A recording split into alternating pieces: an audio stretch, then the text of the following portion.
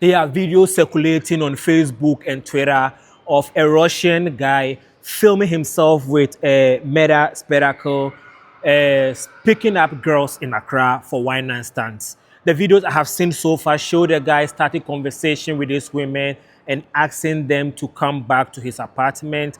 And so far, none of the videos I have seen show him doing anything intimate with the girls. They show them entering his apartment, right? But I'm told that the videos are an advertisement for intimate sessions. So the videos that the man posts on TikTok, Facebook, show him picking up the girls, and then he is selling the videos of intimate sections. And I must add that I have not confirmed from anybody credible that he's indeed filming intimate sessions and selling them. I've only seen the pickup and coming to his apartment process. However, the videos have started an interesting conversation on social media in Ghana.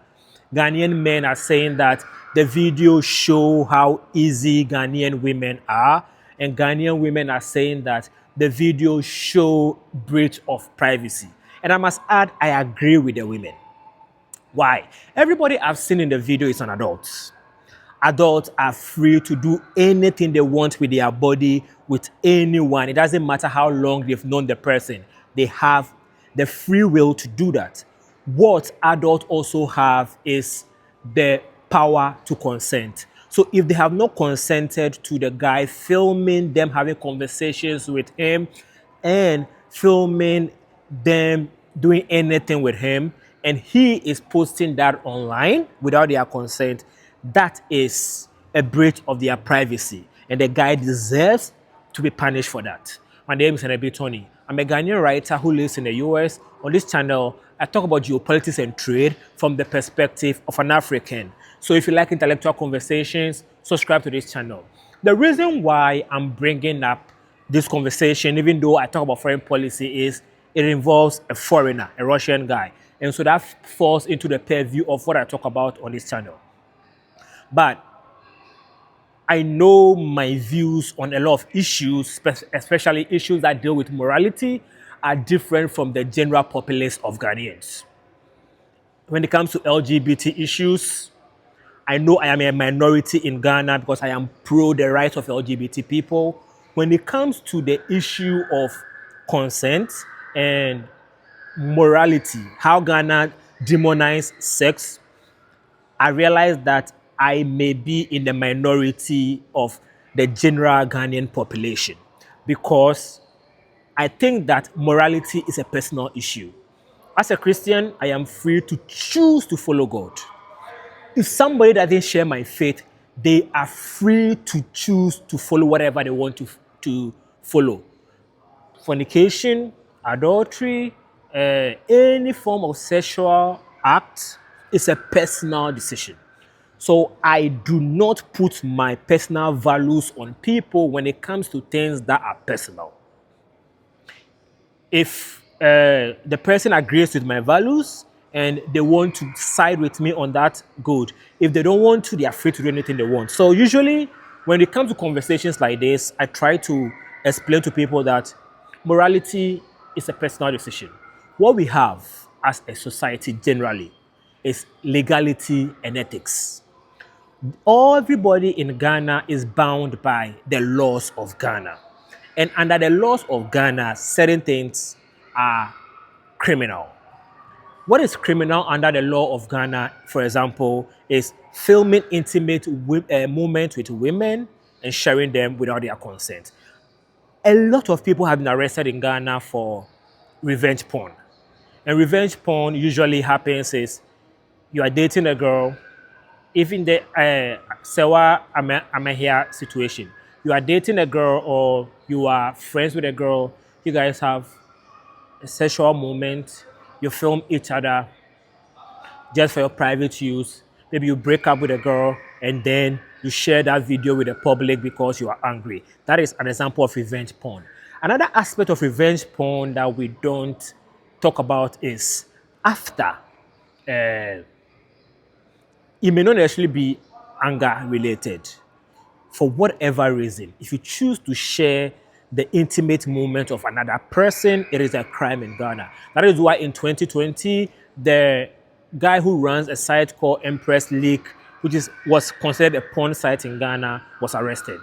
Why? Because he was putting videos of other people who do not consent to be put out in public, right? And I'll say this, OnlyFans is a website where girls go and consent to show their nudity for money. If a girl goes on OnlyFans and shows their nudity for money, they are consenting to be shown to the public, right? If a girl is not choosing to show their nudity for money and you film them and show their nudity, you are abusing them. That is human rights abuse. That is personal abuse. That is assault. And it's a crime in Ghana to assault somebody like that. That is sexual assault. Right? It's a crime in Ghana to assault somebody. So what a Russia guy did, if it's proven to be true, it is an assault that he deserves to be punished for. But I don't think that he's currently in Ghana. So that's going to be difficult. That would mean that Ghana government would have to get the Russian government to extradite him. We are already dealing with another extradition issue.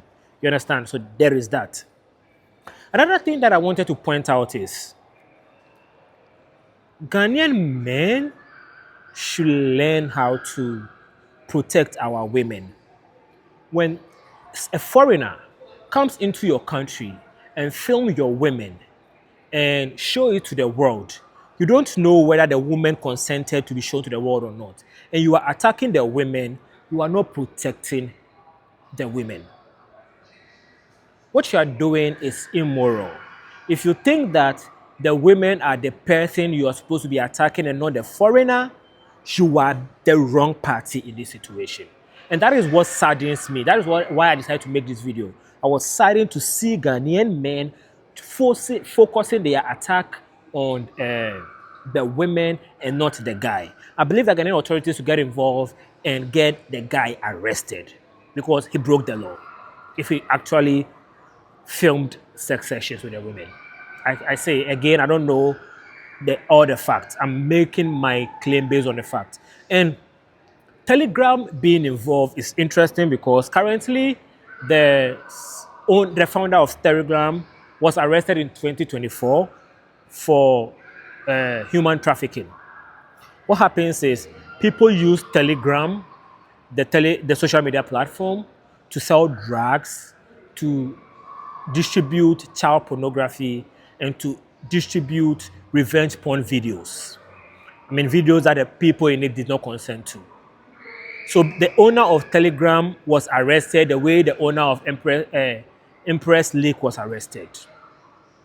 And so if we should tell you that there is likelihood of criminal activity here, that the authorities of France, by arresting the founder of Telegram, implicated, Telegram on. So I believe that we need to look into that situation more and deal with it the right way.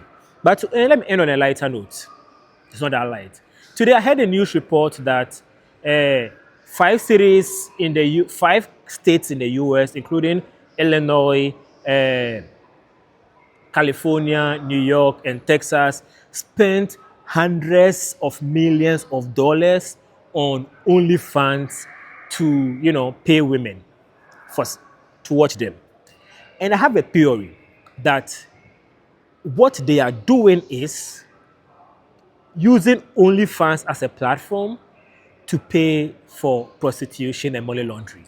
So in almost all these states, prostitution or solicitation is a crime. But paying the woman to watch a nudity is technically not a crime.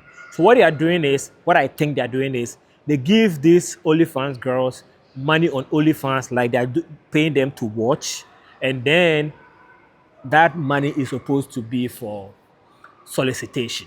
That's what I think is happening here. That is my theory. I have no proof of that. And so I just wanted to highlight this issue for you so that the Ghanaian authorities can do something about it And if it's possible to get it taken down, that should be done. My name is Senebi Tony. I'm a Ghanaian writer who lives in the US. On this channel, I talk about geopolitics and trade from the perspective of an African. And so subscribe if you like intellectual conversation.